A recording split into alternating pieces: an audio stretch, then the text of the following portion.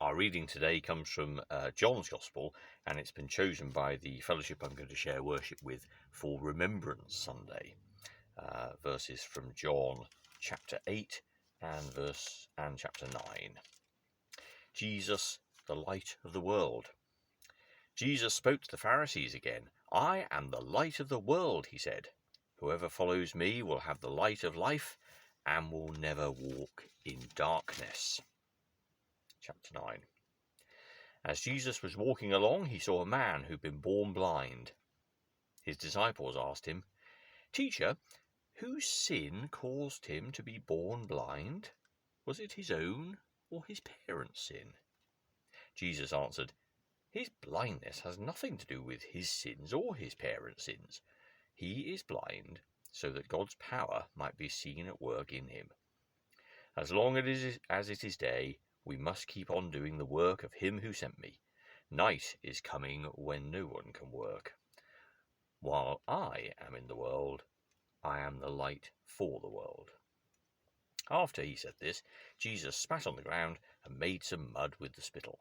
He rubbed the mud on the man's eyes and said, Go and wash your face in the pool of Siloam. This means sent.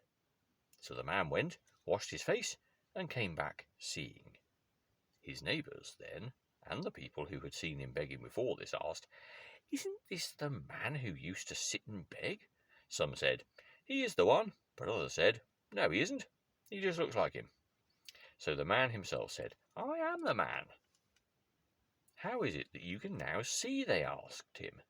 He answered, The man called Jesus made some mud, rubbed it on my eyes, and told me to go to Siloam and wash my face, and so I went. And as soon as I washed, I could see. Where is he? They asked. I don't know, he answered.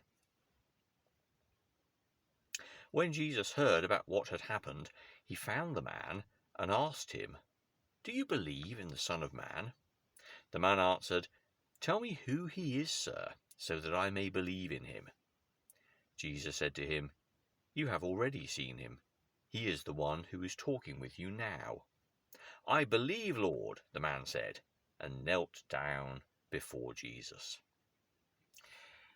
Now, the theme of the worship this morning is seeing and believing, but every word of our New Testament and every word in some ways that's ever been written about Jesus or spoken about Jesus since Jesus was born and lived and died and rose again has been about this theme of seeing and believing, because clearly lots of people physically saw Jesus in his ministry, but they didn't understand who he was. So they saw him, but it didn't really make any difference. And what John has done in this beautiful story, which occupies all of chapter 9, huge chunk of narrative, is tell this marvellous story of a man born blind. It's the 6th healing miracle in John's Gospel, and we have that beautiful interplay about people seeing and not understanding what they're looking at. The prelude to the whole story is even the people who knew the man, that they didn't even recognize that he was the person before. The man says, I am that man, and makes it clear that people had seen him, but because he could now see and look different, he was transformed. They didn't understand him. He was out of context. So everything is about seeing and believing and tackling that issue, the fundamental question, which is, well, if Jesus was God in human form and walked amongst people, why didn't everyone flock to him? Why didn't everyone recognize? What was the problem with the opposition of people? But of course, what we've missed out in our reading is a whole chunk of stuff about the Pharisees who come to investigate the healing. And then there is my favourite passage in the whole narrative, which is that marvellous piece where the Pharisees end up debating theology with the man, because they're saying, well, he healed you on the Sabbath, and hence he must be a bad man. Don't you agree? Because they're looking for some dirt to dish on Jesus, and because it offends their sensibilities that the whole crowd, of course, are in an uproar about the fact that Jesus is there doing such miraculous things. And there's a marvellous verse 25 when they say to him, Promise before God that you will tell the truth. "We know that this man who cured you is a sinner," they say. And the man replies, "I do not know if he is a sinner or not. One thing I know, I was blind, and now I can see."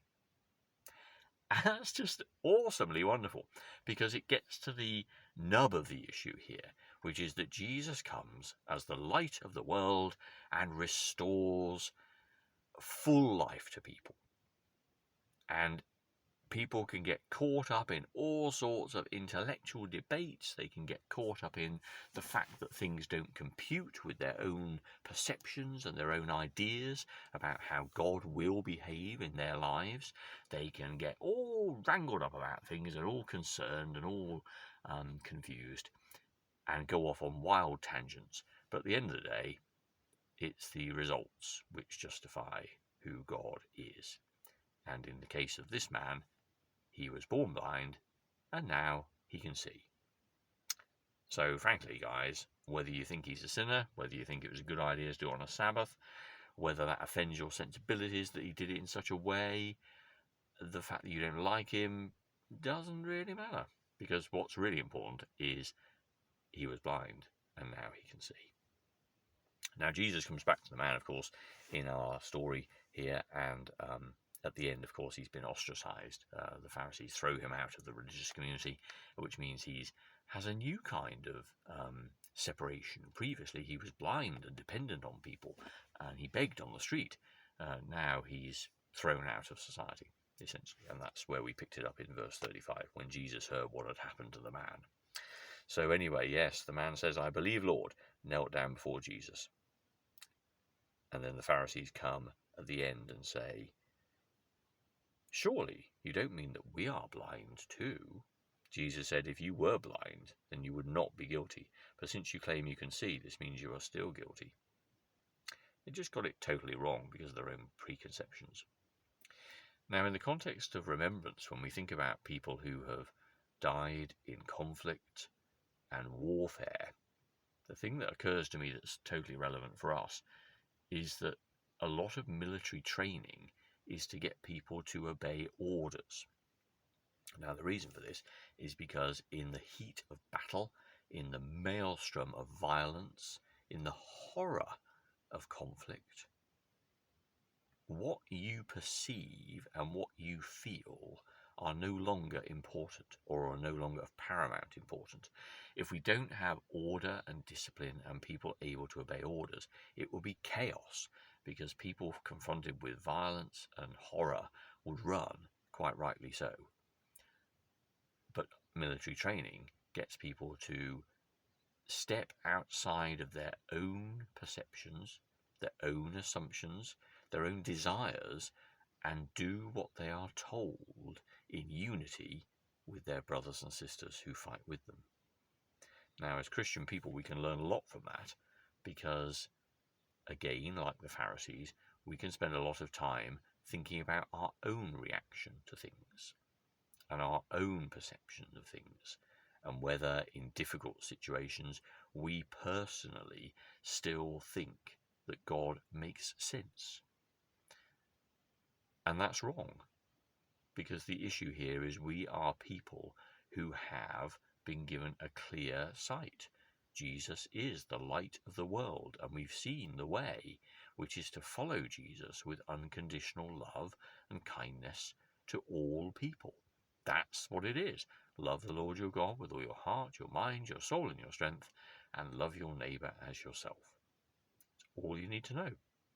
And yet, so often, of course, our lives are governed, our actions are governed by the fact that we don't like doing that. We don't want to do that. We don't feel we should do that. We don't feel we need to do that. Somebody else will do it. And this is what is wrong. We are soldiers under discipline, called to proclaim to Jesus the light of the world. That's who we are. And that's what we should do. And the Pharisees, and even the people who knew the man when he was still blind and begging, were an example of those who went their own way, who thought, I've seen something, I have a reaction to it, and that's where I end. That is not us. We are no longer our own. We are God's army, if you like, God's soldiers, inasmuch as we know our orders, spelt out in the Great Commandment, and it is to love and serve that we are called.